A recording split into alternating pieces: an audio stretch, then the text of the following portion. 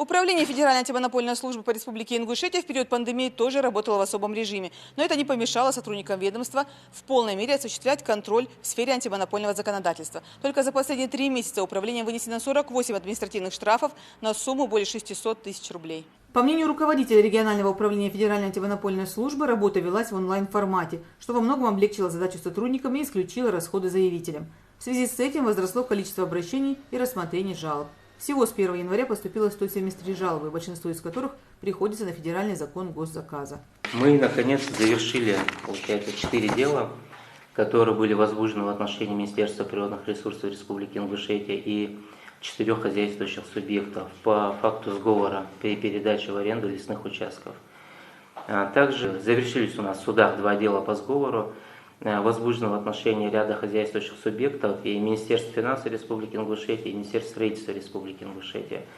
По итогам рассмотрения данных дел мы еще наложили штрафных санкций около 5 миллионов рублей. Около 26 миллионов штрафных санкций наложено на основании жалоб на ингушский филиал Россетей. В настоящее время дело обжалуется в судебном порядке, и окончательное решение по нему еще не принято, отметил Батыр Тачиев.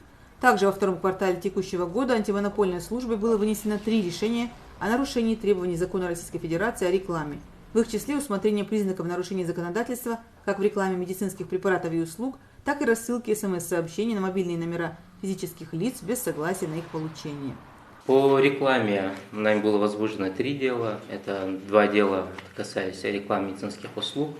То есть у нас, если рекламируется медицинская услуга, то она должна сопровождаться предупреждением о противопоказаниях. Этого делать наши хозяйственные субъекты, занимающиеся медицинской деятельностью, не особо хотят. Ну и плюс за СМС-спам.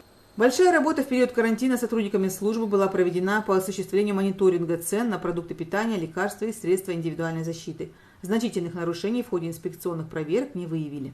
Нарушения при проведении данного мониторинга нами выявлено не было, и таких дел и в стране, там единицы было, нарушения были выявлены и возбуждены дела. А тот мониторинг, который мы делали, наша задача была в том, чтобы эту информацию передавать в центральный аппарат. Центральный аппарат уже аккумулировал эту информацию в себя и далее уже смотрел в целом картину по стране. Вот. И там, где выявлялись нарушения, уже непосредственно с подачи центрального аппарата возбуждались дела. За первое полугодие контролирующим органам в части выявления нарушений антимонопольного законодательства было вынесено более 100 административных взысканий на сумму 30 миллионов рублей. Сегодня в центре внимания управления деятельность министерств и ведомств, контроль за соблюдением антимонопольного законодательства в сфере закупок товаров, работы и услуг, взаимодействие с органами государственной и исполнительной власти. На стадии рассмотрения сейчас находится дело по жалобам, поступившим от автолюбителей на цены за газ и ряд других обращений, по каждому из которых будут приняты соответствующие решения.